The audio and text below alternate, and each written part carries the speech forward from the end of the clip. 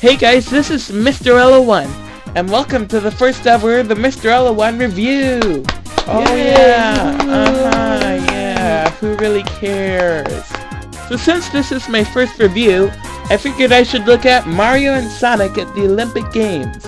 Why? I don't know. You know what, let's just jump into it. Maybe we'll find out then. So the Olympics. The Olympics happen every 2 years, sort of like me uploading videos. Now there have been many Olympic Games in the past, but I'm pretty sure Sega looked at them and thought, do you know what this needs? It needs more Sonic. So they started making a Sonic Olympic game, but then someone decided, hey, maybe we should make this a crossover with Nintendo for some reason. And so they made Mario and Sonic at the Olympic Games, based off of the 2008 Summer Olympics in Beijing, China. This game was released on November 6, 2007, and it was a commercial success until people realized that this game was a bit mediocre. So how did I get my hands on this game? Well, I have no clue. It just showed up, I think. I don't remember if it was a gift from a friend or if my mom bought it, but either way, I don't remember. So let's just dive into the game, alright? Mario and Sonic at the Olympic Games is exactly what it sounds like. It's just Mario and Sonic at the Olympic Games. The game where apparently Mario can catch up with Sonic, although it's impossible to do in the actual gameplay. Seriously, why is this one of the missions in the game? Anyway, this is one of many mini-game collections for the Wii. And there are many modes in it. And by that I mean only 6.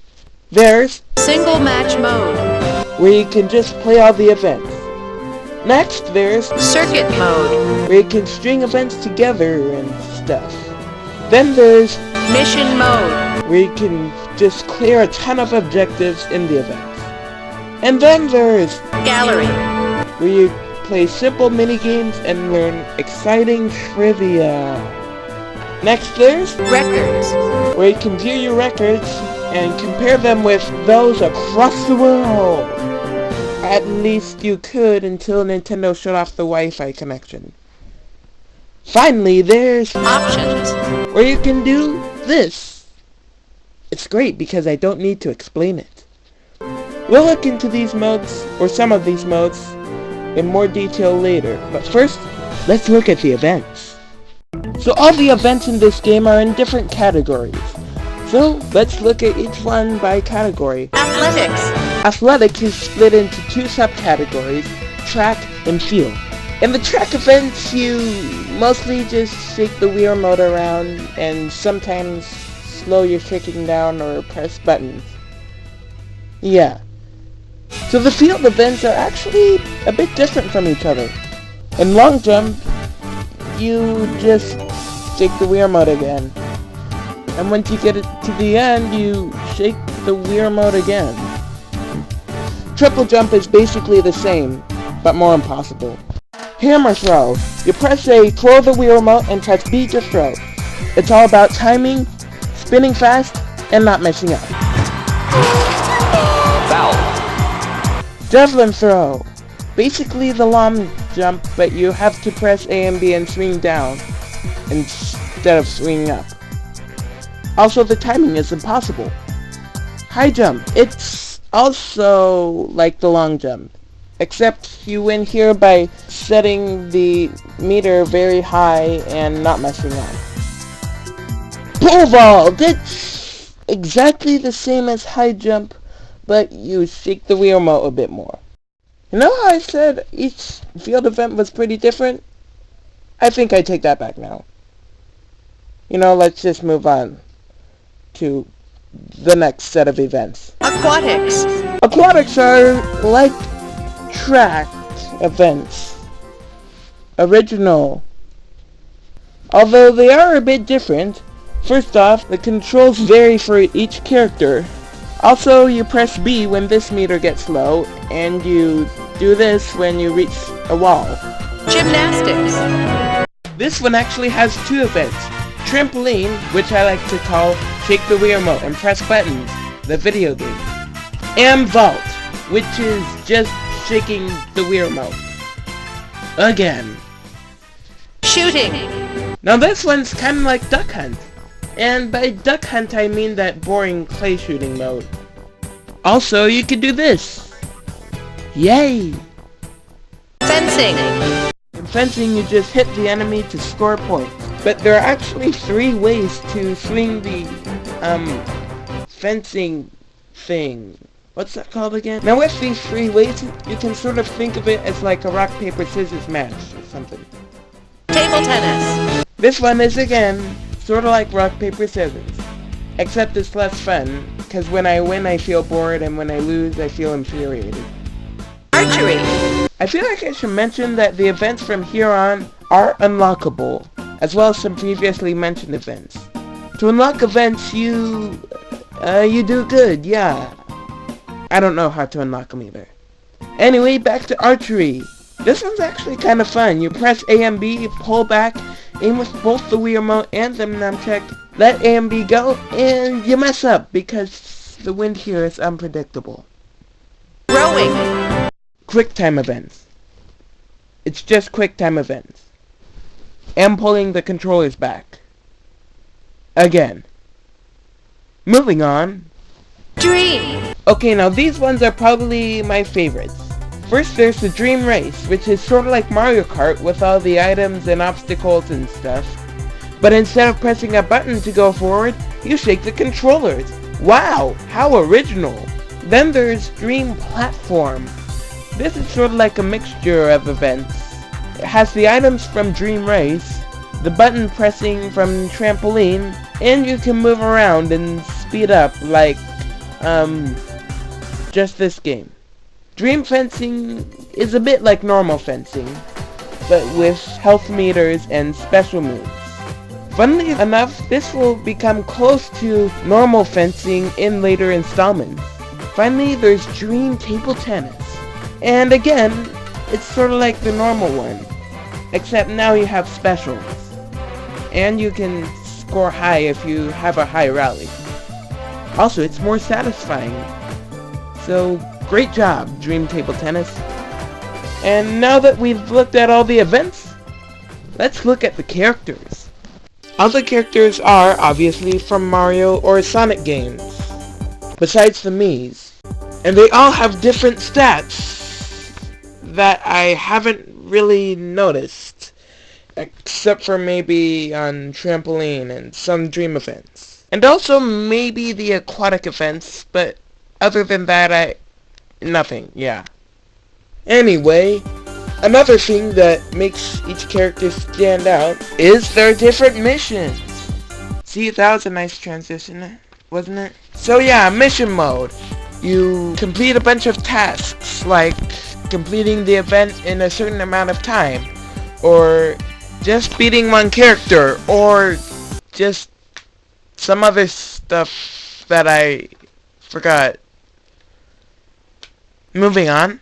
Circuit mode. I like circuits. Let's go. So here you can choose from a pre-made string of events, or choose your own events to be strung together. And then there's this feature. Yes, if you click this button, you will get double points! Unless you get 5th place or lower. Then you'll get nothing. You lose! And the last mode I'm going to cover is the library. Here you can play, basically Simon, that game from Mario Party, stuff with cards, the forgettable one, and that annoying ball game that I can never beat. And if you beat all these games, you'll get songs and Olympic trivia. I prefer the songs. Alright, now all that is great and all, but I've got one question. How good is this game? Let's find out. Some people bought Mario and Sonic at the Olympic Games for... okay, maybe Olympic Games, but mostly for Mario and Sonic. And I'm pretty sure they think, oh my gosh, it's a Mario and Sonic crossover. It's gonna have Mario in the Sonic world and Sonic and Mario talking to each other and stuff like that. Oh my gosh, it's gonna be so awesome. And then they're ticked off to find out that there is none of that in there. However, I probably wasn't really ticked off as many other guys because my perspective is a bit different. You see, this is the first time I got to see Sonic in action. Ever, I think. And it's also the first time I really liked Mario in the Olympics. So you're basically saying you're nostalgia blind? Wait, what? Who are you again? Oh yeah, I'm just this reoccurring joke character who often sides with popular opinions on the internet. Okay. Anyway, after playing many Mario and Sonic games, I can see why people are complaining. And don't think that it's impossible to do. Just look at Fortune Street. I mean, it had the characters running in the worlds of Mario and Dragon Quest, and it even had the characters talking to each other. Cool, right? However, at times this game is pretty fun. My personal favorite events are all the dream events, archery, hammer throw, rowing, both the aquatic events, shake the Wii remote and press buttons, the video game, and with some friends along, even games like fencing and table tennis are pretty fun. However, that's just 12 out of 24 events. Although I guess it is worth the price of $15. Maybe. I don't know. Okay, let's just go to the next part. In conclusion, Mario and Sonic at the Olympic Games is okay. Half of the games are pretty good, but the other half just feels lazy and not pretty good. So the crossover part of this crosser is a bit mediocre. It's like if the Mario characters were like, oh hey, Sonic characters are in our world now. Cool. That's nice. Also, as I forgot to mention before, 75% of the music is pretty catchy and memorable, and the motion controls aren't really as gimmicky as other games. Overall, this game has brought me many fun times, despite all its flaws. And because of that, I'm giving it a 4 out of 5.